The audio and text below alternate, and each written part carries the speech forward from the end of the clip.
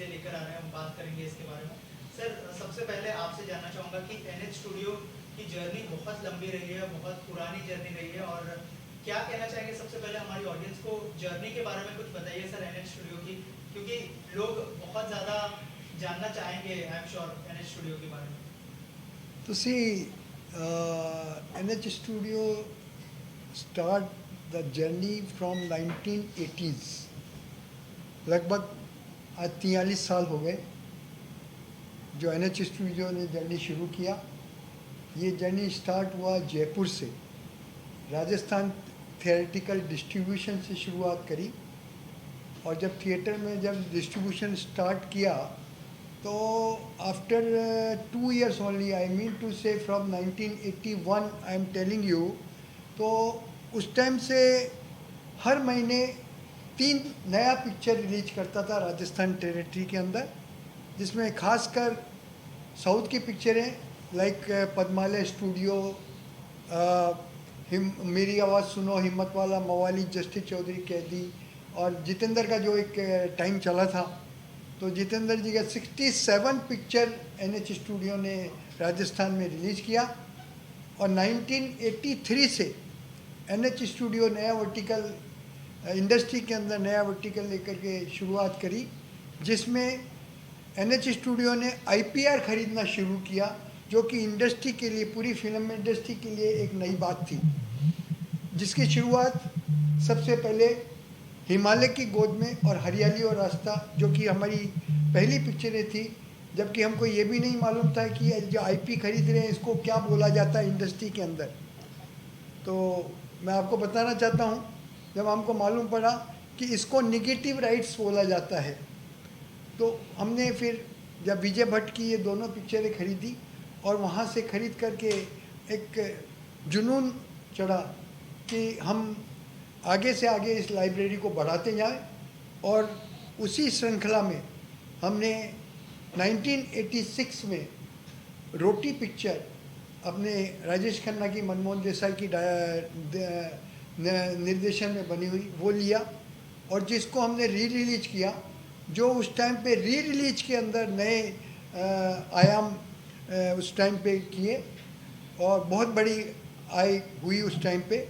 और 1987 में हमने बहुत बड़ी फिल्म खरीदी जिसका नाम था अमर अकबर एंथोनी, जो मनमोहन देसाई से जिसका IP हमने खरीदा, और उसका री रिलीज जब हमने 10 प्रिंट से मुंबई सर्किट पे किया, तो उस टाइम में बड़ा जादूगर पिक्चर रिलीज हुआ था, और जादूगर पिक्चर अच्छा नहीं चला था, और हमने ये पिक्चर लगाया तो लोगों को लगा था कि ये पिक्चर बिल्कुल ना चलेगी, लेकिन thanks to the god, thanks to the public, वो पिक्चर वो हमारे लिए बहुत ही वरदान सिद्ध हुआ।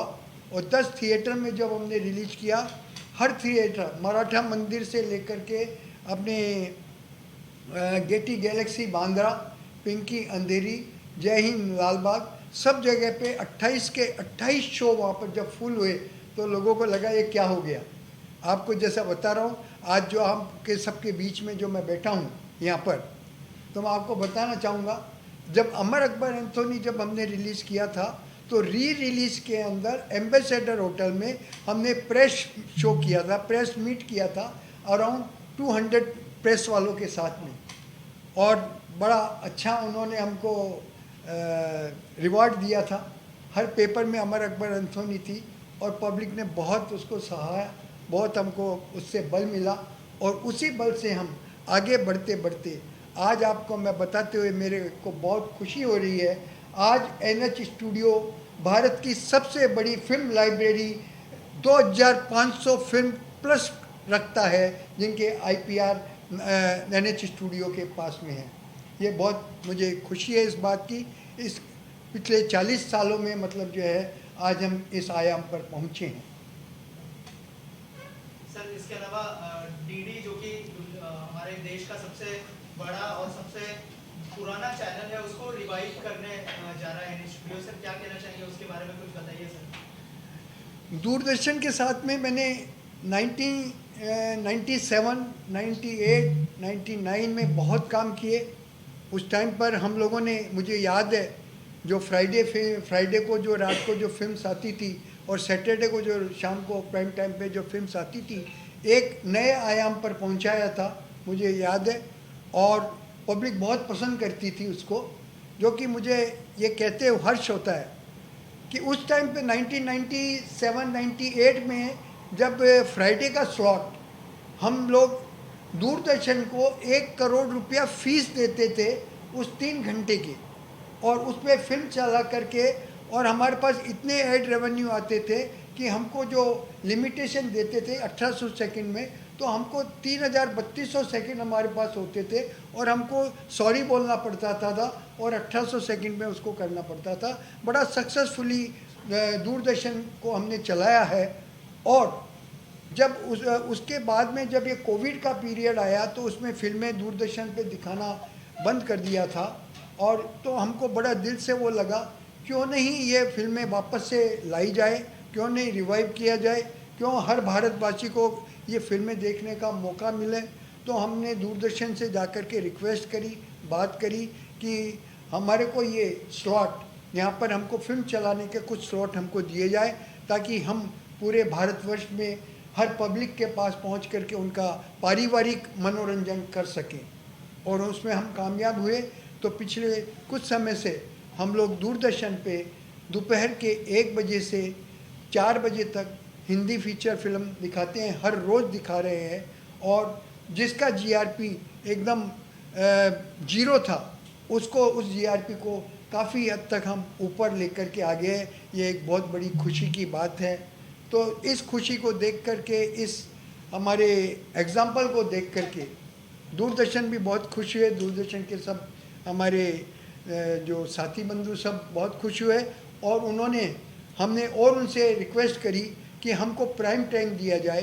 तो फिर प्राइम टाइम पे उन्होंने हमको एक नाम रखा जिसका फंडू फीचर फिल्म्स।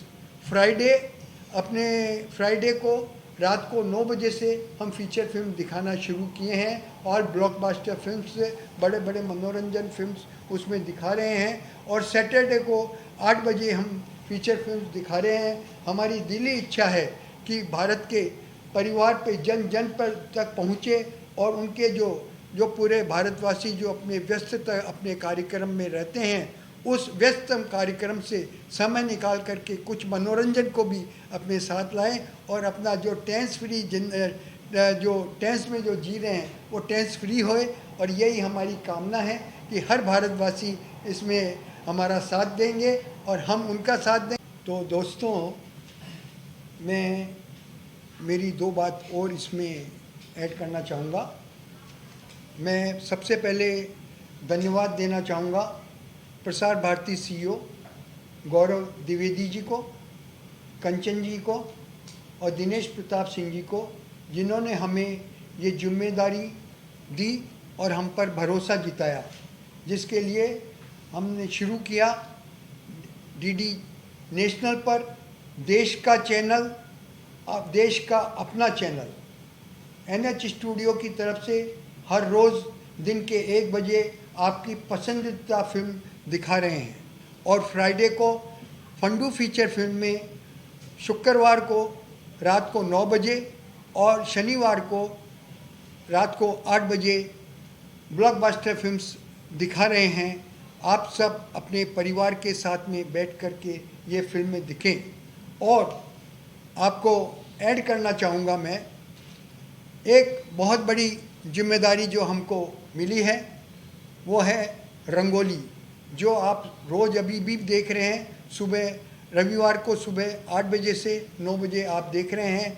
इसका नए लुक में नए तरीके से इस रंगोली का कार्यक्रम हम लोग बना रहे हैं, जिसका प्रोडक्शन चालू है और जल्दी ही आपके सामने नए रूप में नए तरीके से रंगोली आपका मनोरंजन करेगी, आपका मनोरंजन का साधन बनेगी। ये मानते हैं सर आप? उसके बाद में जो है सर से तो इस एनएच स्टूडियो की जो आगे की जवाबदारी जिम्मेदारी जो मैं सौंप रहा हूँ, वो मेरे पुत्र अपने श्रेयांश हिरावत यहाँ पर बैठे हैं, ये आपको उसके बारे में बताएंगे।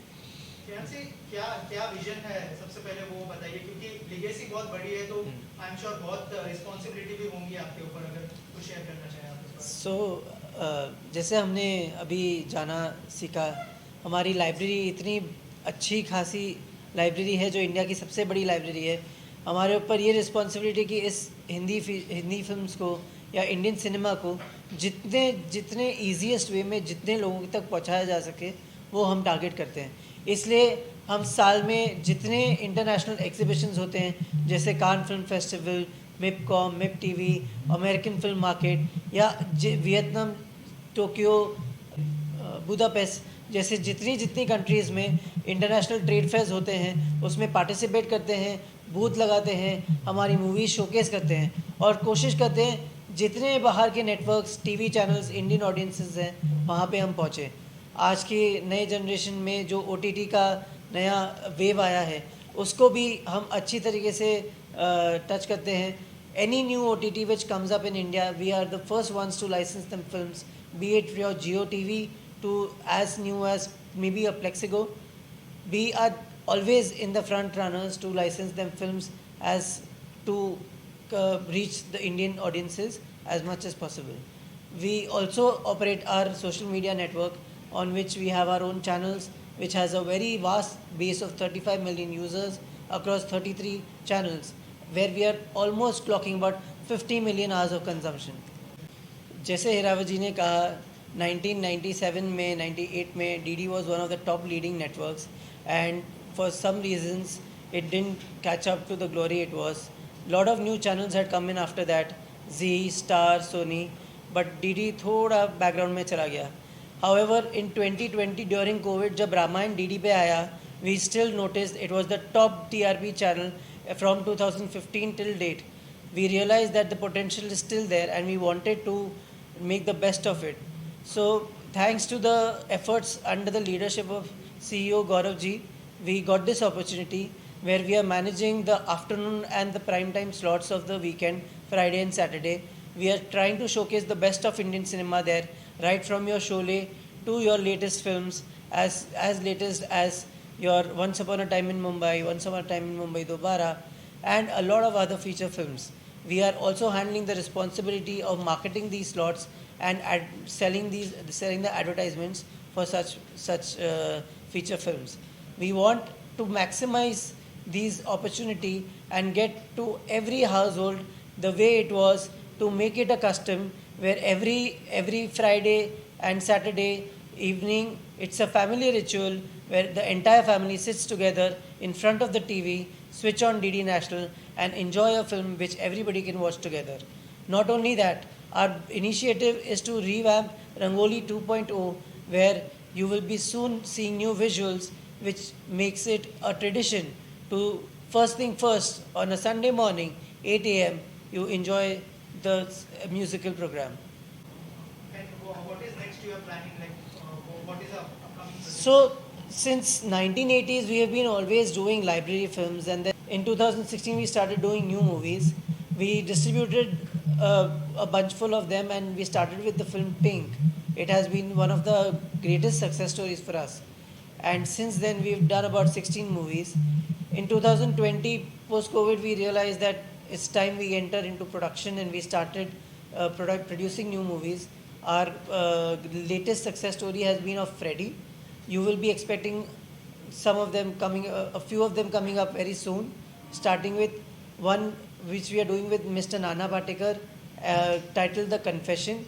It is a thriller film based on some real facts, and it's an edge of the seat thriller directed by Mr. Anand Narayan Mahadevan. After that, we have collaborated with Mr. Ajay Devgan and ace maker director Mr. Neeraj Pandey, tentatively titled Auron Mein Kaha Dam Tha, which soon will be coming in theatres. Any message you would like to convey to our younger audience? Anything you would like to say? Young audiences, we want to reach you with the best and the cleanest entertainment as possible. You be on Snapchat, be on Instagram, be on Facebook, or be on WhatsApp. We'll catch you there.